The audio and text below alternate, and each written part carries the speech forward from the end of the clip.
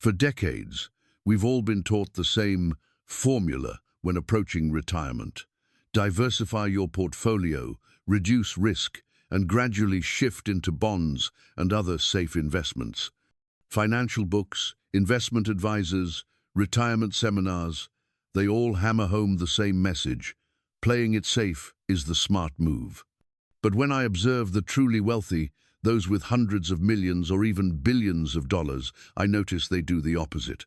After turning 60, they don't spread their wealth across dozens of channels. They focus. They put most of their assets into a few areas they understand best and where they hold the most significant advantage. On paper, this might sound risky, but in reality, it's how they manage to preserve and grow their wealth during a stage of life when most people are just thinking about protecting capital. And here's the key difference. When you have a lifetime of experience, a strong network, and deep expertise in an industry, over-diversifying is no more extended protection, it's self-limitation. So why doesn't mainstream finance's golden rule apply to everyone? And how should you shift your perspective to preserve your capital and continue growing it after 60? Let's break it down. Principle 1. The concentration paradox. If you ask 10 financial advisors, 9 will say, diversify to reduce risk. It sounds reasonable, especially when you're young and still figuring out the market.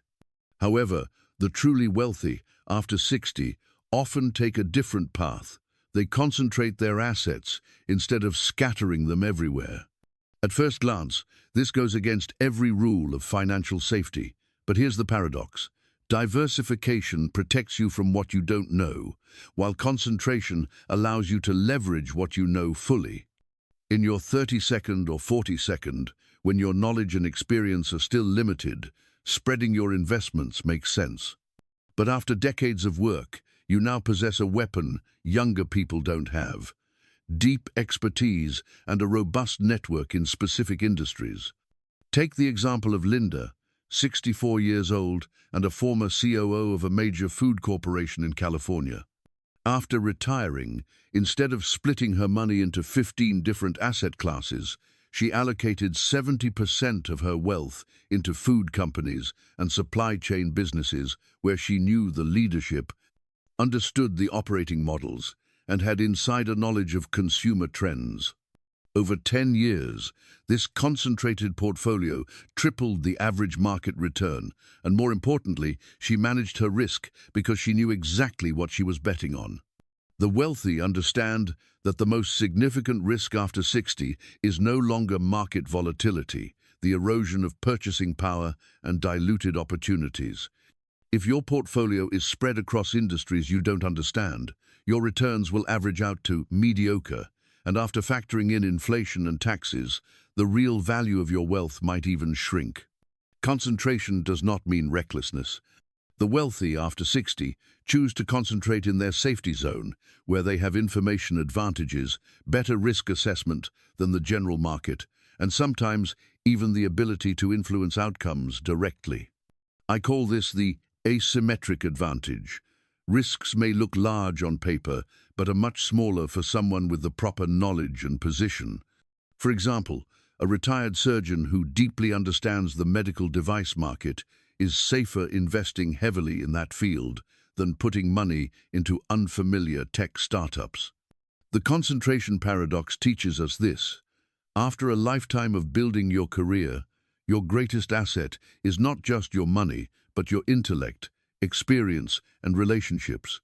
Those should guide your investment decisions, and that's why, after 60, many wealthy individuals ignore the diversify advice and instead choose to focus, fully exploiting their unique edge. Principle 2. The 100-year time horizon. Most financial planners will tell you, plan for your 20 years of retirement. That sounds reasonable if you're only thinking about yourself. But for the truly wealthy after 60, the real question isn't, will my money last until I'm 85? But rather, how will this wealth serve my family over the next 100 years? This is the core difference between the masses' short-term mindset and the wealthy's generational thinking. When you plan for 100 years, every investment calculation changes.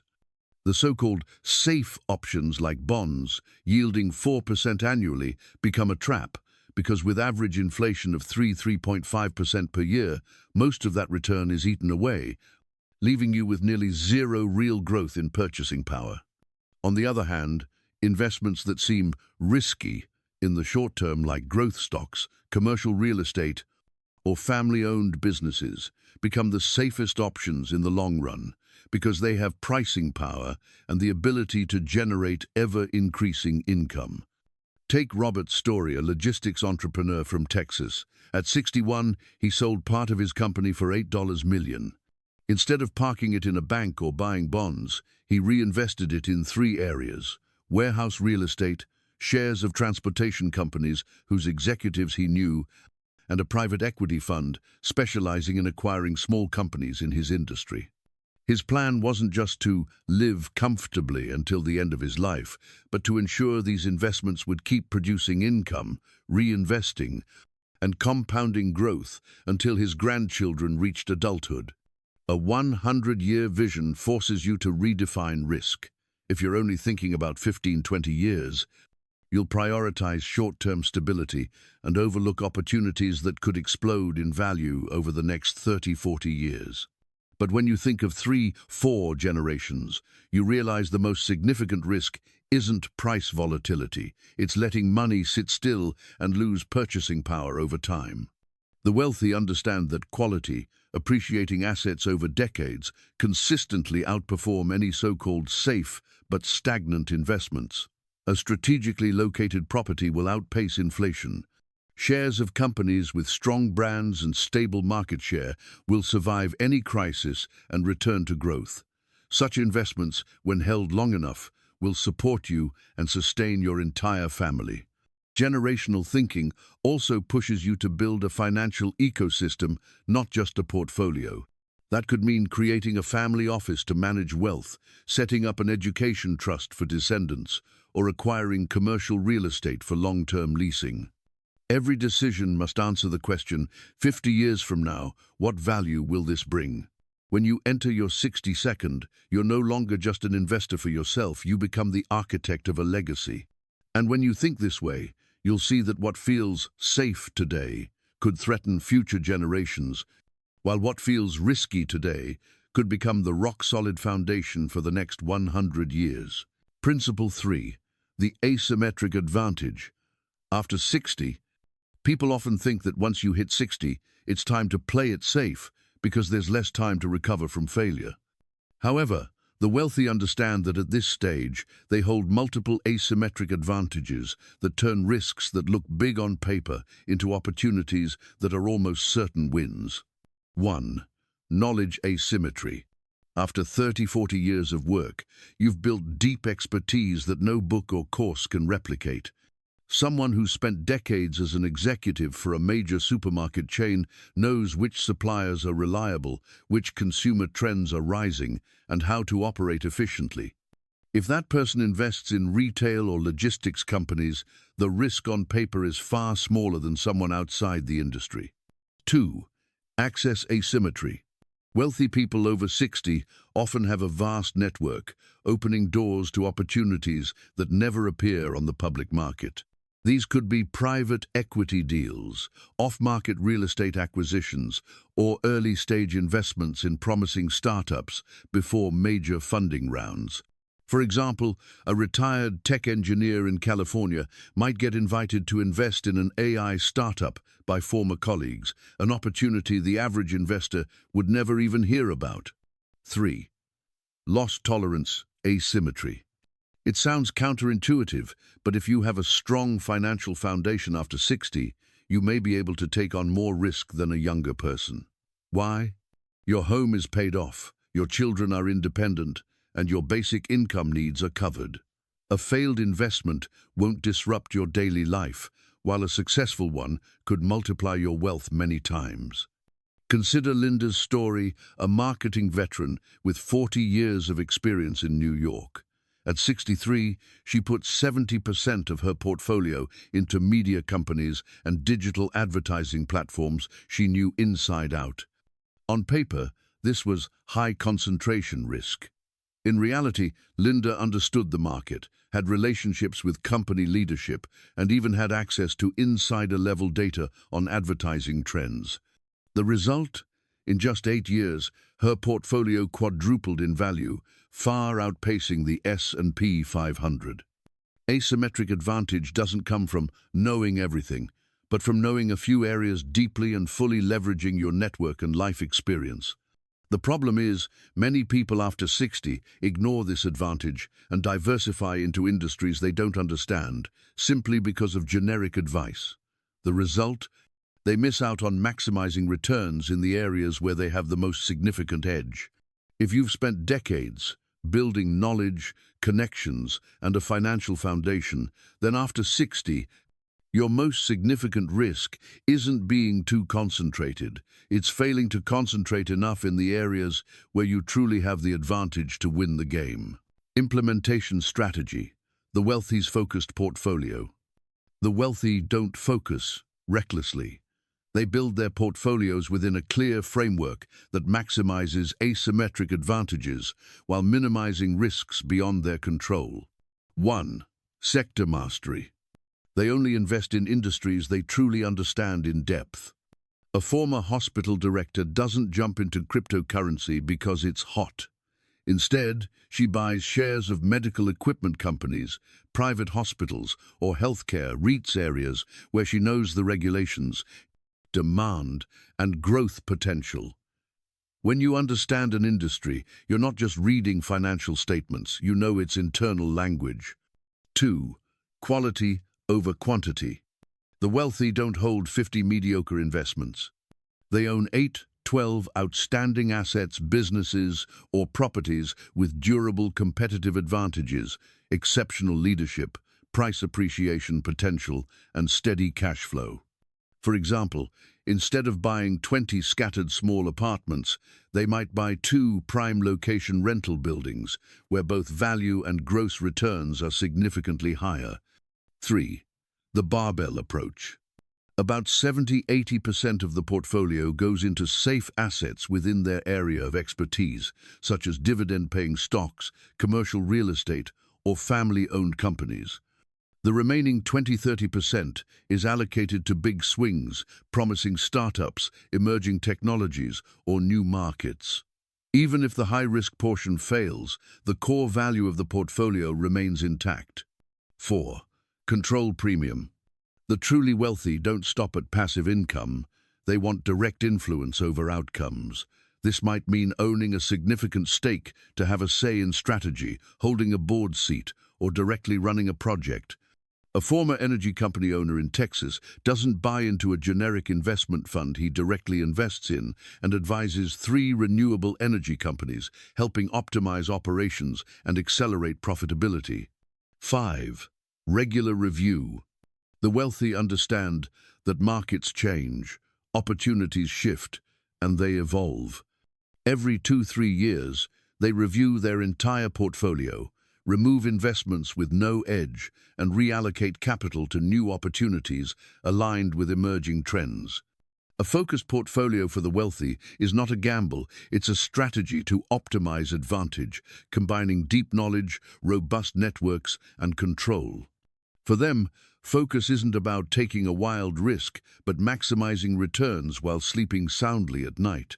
Principle 4. The safety paradox. When people hear portfolio concentration, most immediately think of the risk of losing everything. Conventional financial wisdom teaches that diversification is the only way to protect assets. But the wealthy understand the opposite truth.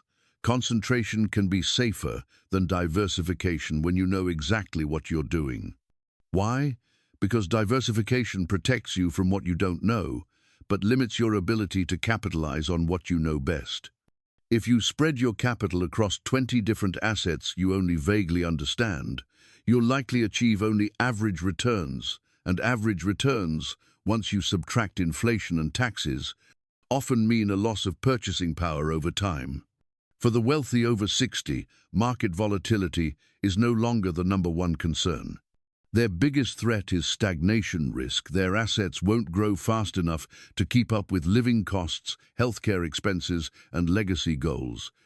A so-called safe portfolio, earning 4% per year, minus 3% inflation and 1% taxes, is essentially standing still. That's not safety, it's slow erosion. In contrast, a concentrated portfolio in cash-flowing real estate, growth stocks with dividends, or privately held companies that they deeply understand can deliver 8–12% annually, along with tax advantages and the flexibility to adjust strategy. Consider this example. California's former logistics company owner allocates 75% of his assets into warehouse real estate near major commercial hubs. He knows every operating cost, lease contract, and demand trend in this area. The remaining portion goes into AI-powered supply chain startups. As a result, he earns higher returns than the broader market and controls most of the variables that affect his outcomes. Proper safety doesn't come from avoiding risk, but from controlling it. The wealthy accept short-term volatility in exchange for long-term certainty because they know their assets are in areas with a competitive edge, not in a portfolio diluted to the market average. And here's the paradox: playing it too safe is the riskiest move. If you aim to maintain your lifestyle, protect your legacy, and keep up with inflation, concentrating capital in the areas where you excel may be far less risky than following advice to average out your portfolio. Principle 5. Generational wealth transfer. Most financial advisors focus only on ensuring you live comfortably in retirement. But the wealthy after age 60 think far beyond that. They're not just managing wealth for themselves, they're building a financial foundation for 2 or 3 generations to come. We are living through the most significant wealth transfer in history. According to many studies, tens of trillions of dollars will pass from the baby boomer generation to their children and grandchildren in the next 2 decades. The question is not if you will leave an inheritance, but how it will be transferred and whether it will be preserved or eroded. A traditional portfolio heavy in bonds and passive index funds is designed to preserve capital but not optimized for growth, taxes, or legacy. The wealthy understand that if you keep a defensive portfolio, the value of your wealth will gradually shrink under the pressure of inflation, estate taxes, and management costs. Instead, they build a financial ecosystem that can grow on its own and transition smoothly across generations. Commercial and residential real estate in high-growth areas generates cash flow and tax deductions. Dividend-paying growth stocks, especially dividend aristocrats, that allow continuous reinvestment of profits. Family businesses or private companies that can be passed down along with the operational knowledge. Innovative legal and tax structures, such as trusts, family offices, or phased gifting strategies, can be used to reduce estate taxes. For example, after selling her company, a 64-year-old entrepreneur in Texas set up a family investment office. She purchased an office building for rental income, invested in medical equipment manufacturing companies, a field she knows well, and allocated a portion to a family scholarship fund. Not only did the value of her assets grow, but her children and grandchildren also learned investment and financial management skills.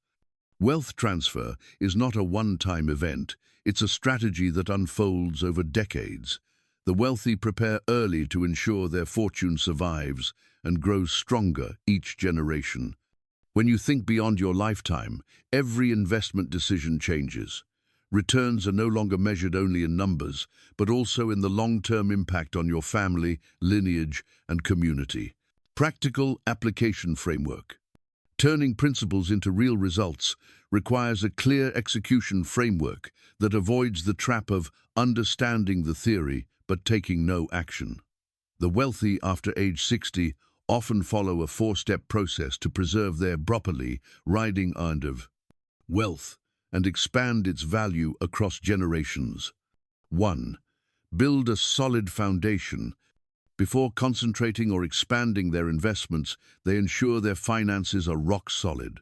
An emergency fund covering at least 2 years of living expenses, zero high-interest debt, and basic retirement needs secured through pensions or stable income sources. This foundation allows them to confidently seize significant opportunities without fearing bankruptcy. 2. Identify your personal competitive advantage zone. They don't rush into a new field just because it sounds exciting. They choose industries or asset types directly tied to their lifelong experience. For example, a retired doctor invests in medical real estate. A former energy engineer focuses on renewable energy infrastructure. Experience helps them reduce information risk and spot opportunities earlier than the market. 3. Allocate using the barbell model. Around 70–80% of assets go into income-generating, easily controlled investments, rental real estate, dividend-paying stocks, family businesses. The remaining 20–30% is put into high-growth opportunities with the potential to multiply 10–50 times, startups, emerging markets, breakthrough technologies, fully accepting the higher risk. 4. Integrate a legacy strategy from day one. The wealthy don't wait until old age to think about inheritance. They set up trusts, family investment companies, and legal structures to minimize taxes while training the next generation in wealth management skills. This transforms wealth into a continuously growing financial ecosystem rather than just a static lump sum passed down.